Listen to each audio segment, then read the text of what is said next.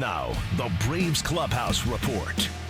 Welcome into another edition of the Braves Clubhouse Report. We do it Wednesdays year-round right here on your home of the Braves. The Fan 680 and 93.7 FM. Kevin McAlpin, Wiley Ballard with you till the bottom of the hour, talking all things Braves as we get you set for Game 2 with the Cardinals coming up tonight. It's a 7:20 first pitch. Wiley and I will have you on the Ford Leadoff Show coming up this evening at 6:05 Eastern. Ben and Darren O'Day on the call, 7:20 from Truist Park here in Atlanta. Braves looking to bounce back off a 10-6 loss last night in Game 1. And Wiley, let's start right there because obviously a frustrating way to start the homestand, no doubt about it, but also a disappointing night for Michael Soroka. And we find out that last night and then today becomes official. He lands on the injured list. Braves are calling it right forearm inflammation. But as we were talking about with Nick and Westy just a few moments ago, the tone from Snit after last night's game addressing the injury just sounded like, you don't want to speculate, you don't want to read between the lines, but certainly wasn't very encouraging about how Snit was addressing where he was from a health standpoint after last night's contest. And I think a lot of Braves country kind of felt the same way, Kevin. Yeah. This is a guy who meant so much. It still means a lot to Braves fans. And, you go back to the start of this division title run, which is going to hit 6 at some point in the next couple of weeks, it looks like.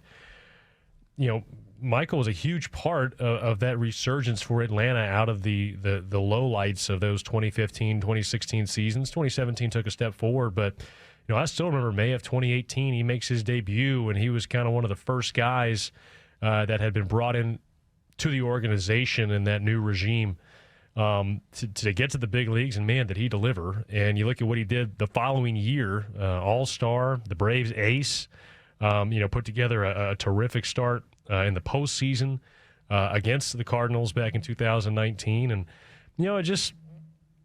it stinks, man. I mean, you feel for the guy, yeah.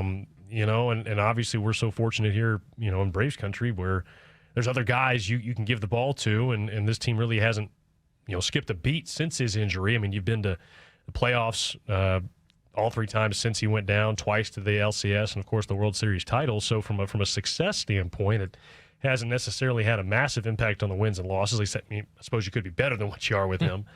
But no, I just, my heart aches for him. And, last night, even before the injury, which I'm, don't know how much that was affecting him during the game, but, the home run ball just continued to be an issue for him this year. He's given up 9 home runs in less than 40 innings pitched, which is not a recipe to have a lot of success. It was not a problem for him in his first 3 years. I mean, he hardly ever gave up home runs in those first 3 seasons, and whether it's mechanical change or different pitch mix or whatnot, he just has not been able to keep the ball in the ballpark. Yeah, you go back to that 2019 season. He was an all-star, as you mentioned, 13-4 in 29 starts. He had a 2.68 ERA, but you mentioned those home run numbers, a .7 homers per 9. That led the National League as far as keeping the ball in the ballpark. Of course, he makes just 3 starts during the COVID year of 2020, misses all of 21 and 22, and he's made 7 appearances, 6 starts this year, but just 32 1/3 innings. And that's not what you're used to expecting from Soroka. He was your horse. He was your guy every 5th day,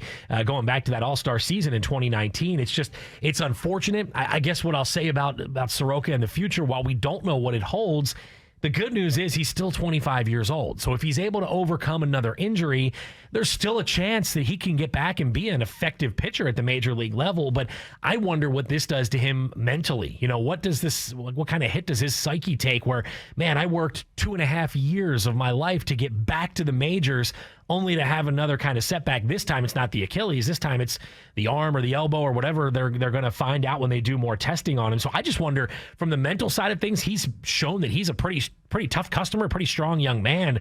That's going to be tested once again here, depending on how long this injury is keeping him out. Well, and to your point, being only 25 years old, I think you hope he has some people in his corner that can give him that encouragement. I mean, to be honest with you, you look at what he did, at age 20, getting to the big leagues, 21, 22, more times than not, that's a reflection of the people he had in his life, not just talent, but also that he had some pretty good people in his corner.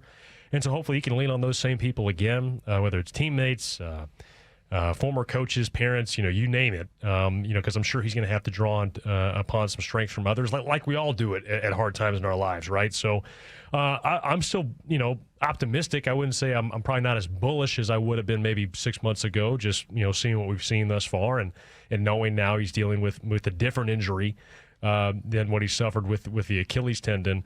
I think the biggest thing for Michael is, maybe try and get a little bit past the emotion of what I'm sure yesterday was and today and probably the next week or so. Give yourself a chance to process, to exhale and say, okay, it certainly appears like I'm shelving it for 2023.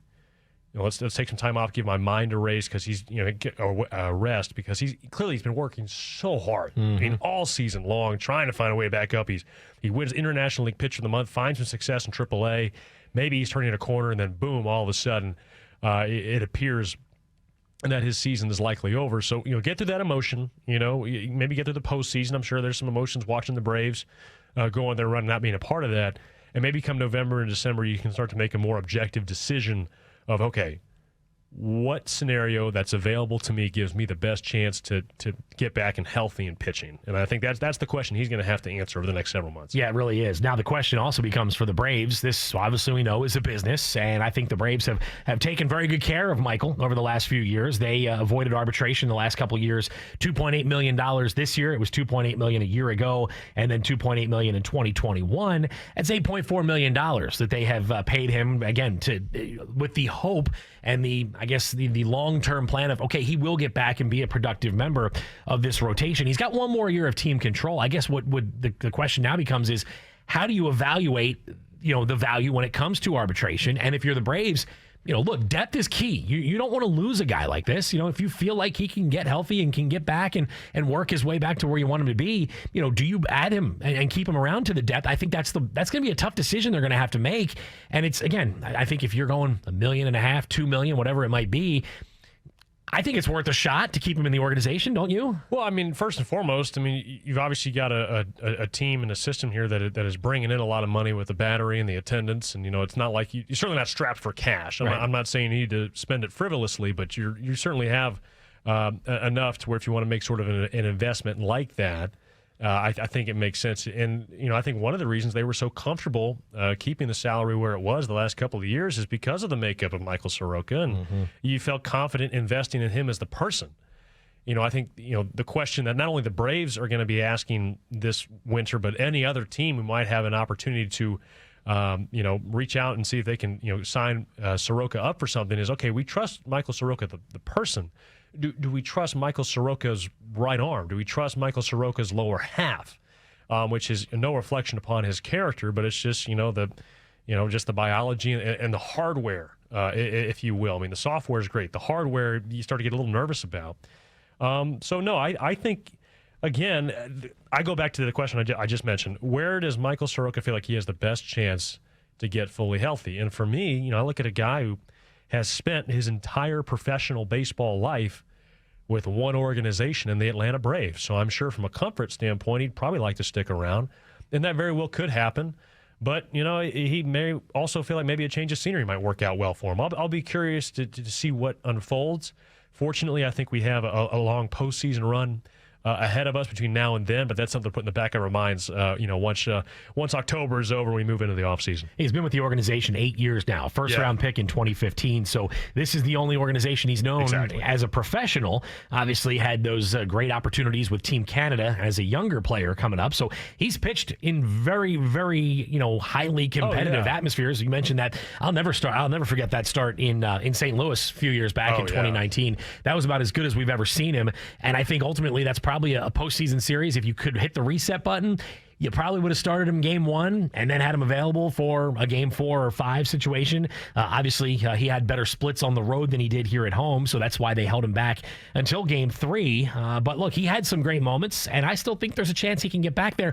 I'll say this, and I said this when the Achilles injury, when he had the setback. I felt like if there's anybody that was strong enough mentally to overcome all the hurdles you're going to go through to get back to that elite status, it's a guy like Soroka, and I'll double down on it. I think if there's a guy that I would bank on that has a chance to still be a productive starter at the major league level, even after all he's been through, I wouldn't bet against the guy, would you? No, certainly not. And not that we need to go back and litigate the 2019 postseason.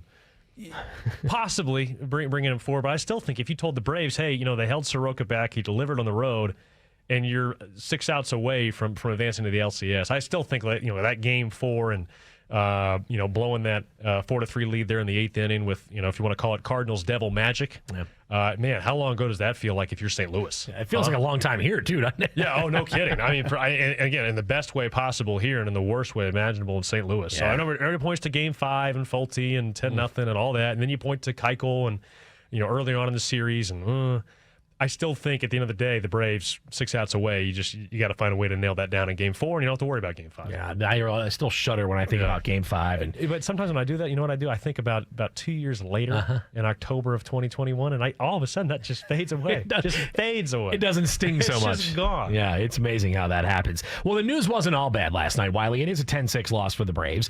They do see Austin Riley and Matt Olson hit back-to-back homers again. 15th time this season the Braves have gone back-to-back. Riley and Olson have been involved in 7 of those 15 occurrences. That's the first time that a pair of teammates have had that many back-to-back homers in the majors since Barry Bonds and Rich Aurelia for the Giants back in 2001. It's been 22 years since teammates have done what we're seeing these two guys in the heart of the order do for the Braves. And even Aurelia and Bonds didn't do it in all 6 months of the season. That's the other piece is those two guys are the first ones to do it in April, May, June, July, August, and September. That's really in some ways, it's not surprising because you expect those guys. I mean, you're putting up 40 home run season for Olsen, possibly 50. The way Riley's going, maybe he gets to 40. But no, it just speaks to the potency of this Braves lineup. And you come to think of it, neither of those two guys are even the leading candidate for MVP. You got Ronald Acuna at the top. But, to me last night, I mean, candidly, and I know we mentioned Colin McHugh on the IL, the guys who gave up the majority of those runs last night are probably not going to be on your postseason roster. Mm-hmm. And I think that's kind of the message. You look at, really the last 4 weeks since August 11th. Okay, here are the numbers. In games started by the core 4, if you will, of the. I'm not trying to make a Yankees reference, but Fried, Strider, Morton, Elder. Okay, if those guys are on the mound, the Braves are 15-2 since August 11th, 15-2. And they're averaging less than 2 runs per game, or allowing less than 2 runs per game. That's who you're seeing in the postseason. Sure. Now, if you look at the other games in this stretch, it's 7 other games, and it's been Alan Winans, Darius Fines, Yanni Chirinos, Jared Schuster, Michael Soroka. You're 3-4, and you're averaging about 7 runs allowed per night. I think you can just throw those out at this point, Kevin. I mean, again, those individual games, they don't matter. The lead is so big in the standings. It's not going to affect whether or not you win the division. And those guys are not starting postseason games, period. So for me, I just kind of, I want to see how they do on a night like tonight when they got Spencer Strider going. How are they doing when they have a postseason starter on the mound? That's what I'm paying attention to. A night like last night, the question is, well, did Matt Olson hit a homer? Is he getting to 51? How did the bullpen look? Any other impactful guys? I mean, again, Colin McHugh going down with injury. Right now, he's pitched, once in the last 8 days, and that was last night. I mean, I didn't smell like a postseason roster reliever to me. No, it did not. A number of guys who maybe have been in that conversation earlier this year have really stepped up. We'll talk about some of those guys who have had just remarkable turnarounds when we continue on the Braves Clubhouse Report. Later on, we'll also tell you more about Game 2 tonight. Starting lineup for the Braves is out, and we'll get your thoughts on that as well. Just a minor tweak for the Braves here tonight. We'll get to that plus more as we continue with more of the Braves Clubhouse Report right after this here on The Fan. The Braves Clubhouse Report on 680 The Fan. And we're back on the Braves Clubhouse Report, Wednesdays 2 to 2:30 here on your home of the Braves, The Fan 680 and 93.7 FM. Braves and Cardinals, Game 2 coming up tonight from Truist Park here in Atlanta. Beautiful night for baseball. Hope to see you at the Yard.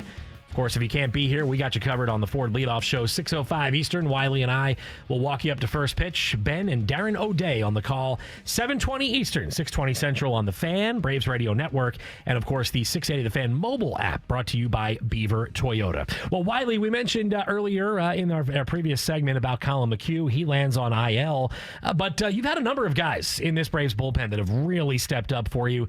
Joe Jimenez coming off the injury, slow start there. Kirby Yates, a guy that was up and down to start the year, but he's found himself in some higher leverage spots. Love what we're seeing out of guys like Tonkin that can cover innings. And how about Pierce Johnson, the job that he has done since coming over from the Colorado Rockies? Guys that maybe you didn't expect to fill those big roles have stepped up in higher leverage spots, and a big reason why I know that the offense is front and center on that most recent 8-2 trip to the West Coast, but you don't win those games without yeoman's work from your bullpen, and those guys deserve a ton of credit for this team's success, especially after that little bump in the road about a month ago. Baseball seasons are so fluid. Bullpens are fluid. And, we're at the point in the season, Kevin, where I almost kind of shy away from going what has a team done this year?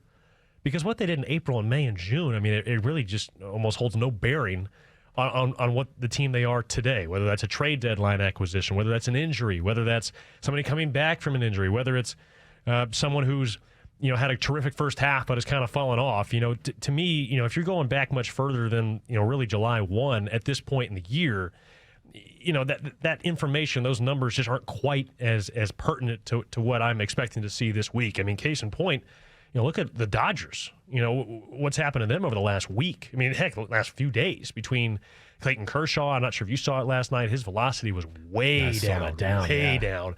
Dave Roberts essentially saying that he's pitching through some shoulder injury, and there's not a whole lot he can do to resting it's not going to help that much. He hasn't gone more than 5 innings in his last 5 starts. I think his ceiling's been 84 pitches. Julio Urias getting charged with a felony. I believe it was domestic violence. Yeah. And, so I don't think he's pitching again this year, and who knows what the future of his baseball career is. Tony Gonsolin down with injury. I know we saw the Dodgers last week, obviously, but even since then, things have changed considerably in my mind with the Urias and the Kershaw situations. And so things can change really fast. That's the point I'm trying to make. And so in my mind, I look at the bullpen. A.J. Minter, I don't care what he did in April. I don't care what he did in May. I'm really kind of curious, what's he done in the second half? Yeah. And the guy's been good. He missed some time with that injury, of course. Joe Jimenez, the fastball just looks entirely different than what it was in April and May. And, for Kirby Yates, you love the amount of hits he's allowing and that he's not giving up hardly any. The walks are a legitimate concern, but you talk to pitching coaches and sometimes they're like, well, you can give up walks or hits, but not both, right? Right. So Kirby Yates opting to give up a few more walks, but no, I feel really good about those guys, and we touched on this earlier this season, but you've kind of got 4 guys in the back end of your bullpen that have legitimate closing experience. Mm-hmm. A.J. Minter, Raisel Iglesias, as we said, Kirby Yates, led the National League in saves a year ago, and then you've also got who am I forgetting here? Is Jimenez? Did he have some saves there at the back? I think he had some saves there up in Detroit, right? Mm-hmm. Yeah. So I'm kind of looking at. Let me just triple check that as I'm sitting here on my computer. This is really quality radio.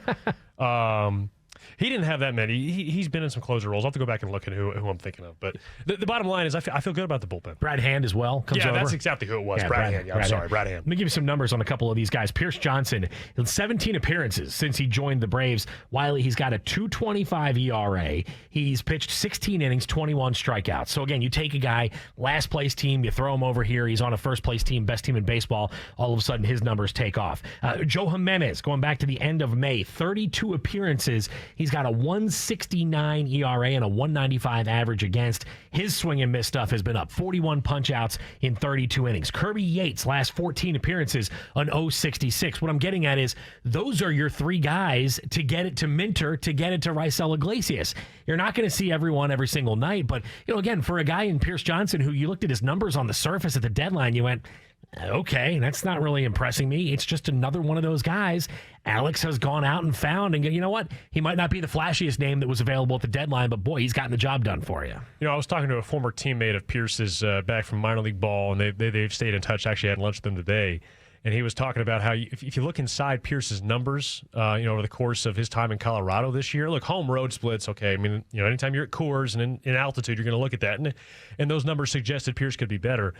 The number that stuck out to him was the BABIP. He said it was up around 440, which is, again, batting average on balls in play, which, we can be a little more sophisticated now that we have exit velocity and, how well are those balls struck. But generally, the batting average on balls and plays around 300. I'm sure it's gone up a little bit with the shift restrictions this year, but the idea is that evens out over time. And so if you're giving up more bleeders and more flakes and dying quail base hits, that over the course of the season you'll get some of that benefit back with those balls being caught.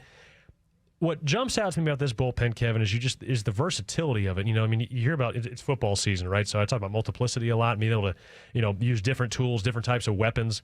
This Braves bullpen has that quality in my mind. You've got, Brad Hand, lefty with a great breaking ball. A.J. Minter, lefty with a great fastball. Kirby Yates, Raisel Iglesias, they use their off speed from the right side. And then you got some power breaking balls with a guy like Pierce Johnson. I mean, to me, that's really what jumped out. What he had to offer was that curveball. I mean, he had an appearance earlier this year that I think was one of his better ones. He threw 13 pitches, 12 curveballs. Yeah.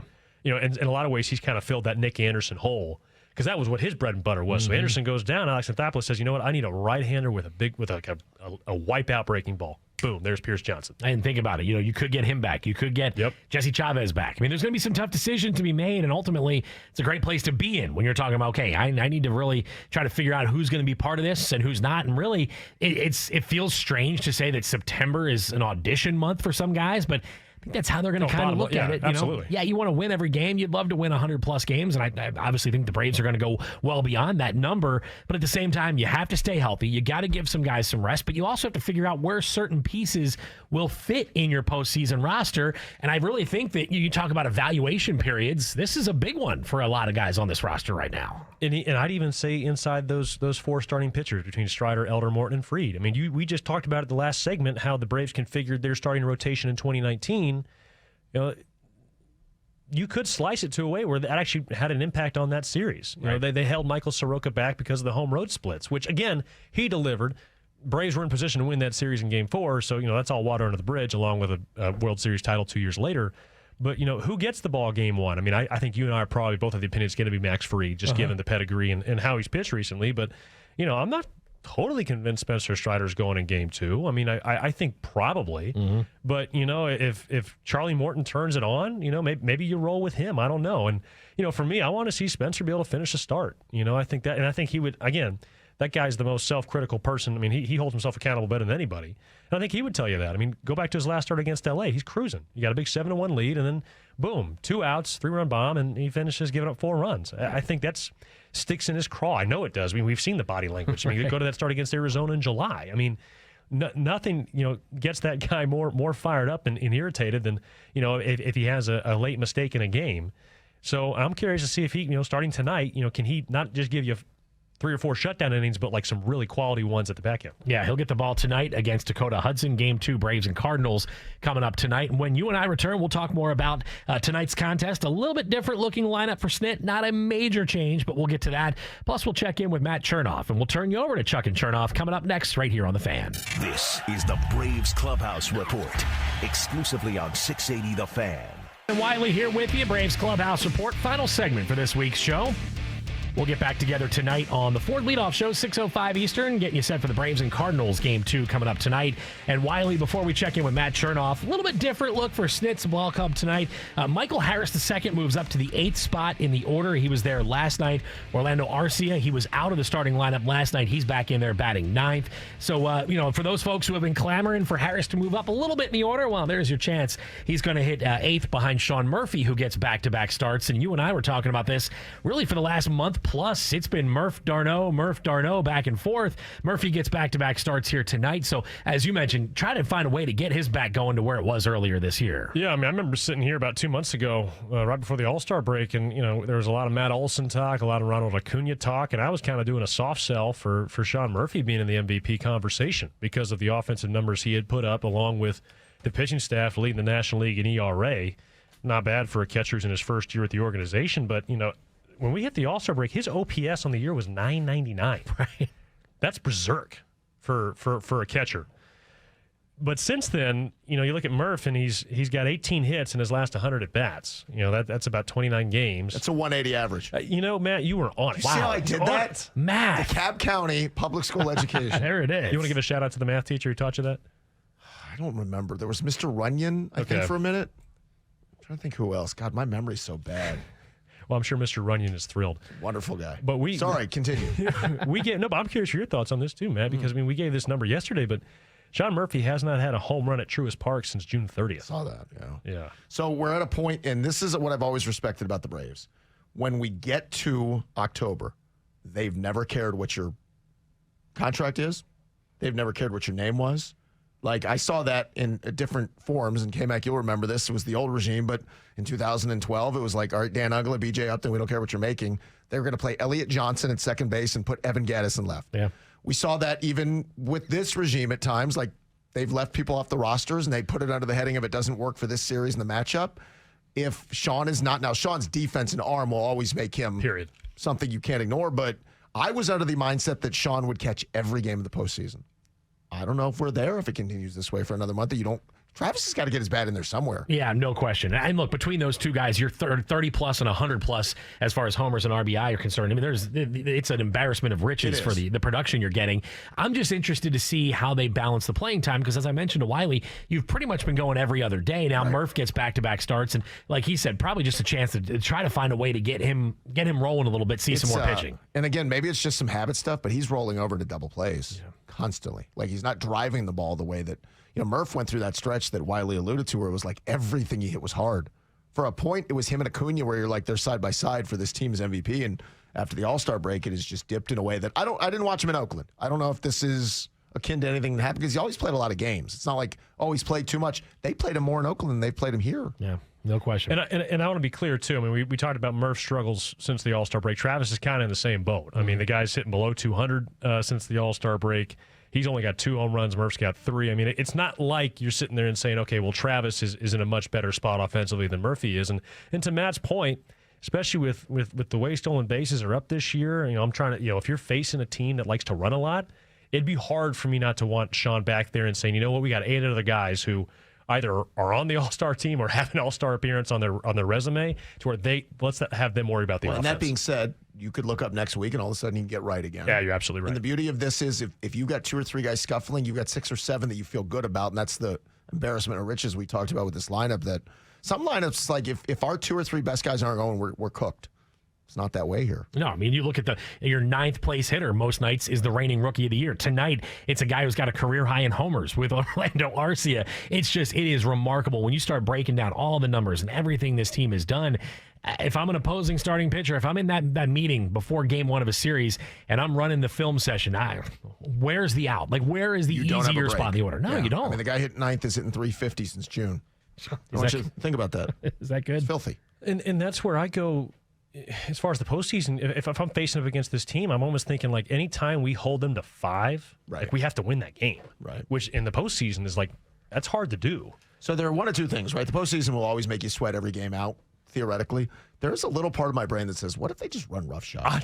Like, that's not likely. That's not likely. But there is that little part with this lineup that you're like, it's not impossible. No, it's not. Where they just like rake for 3.5 weeks and you're like, oh my God. It's over. Well, Wiley and I were talking about this last night, walking over to the ballpark. Like, who in the American League really scares you if you were to find a way to get to the World? I mean, so you're not going to like my answer. Orioles? I'm scared of the Rangers? In the playoffs, I'm scared of everybody. You're scared of everybody. Because it's a short sample. Yeah, I know. I mean, short samples, baseball will baseball you. Yeah. And I lived it the 90s. We've all lived it in postseason baseball.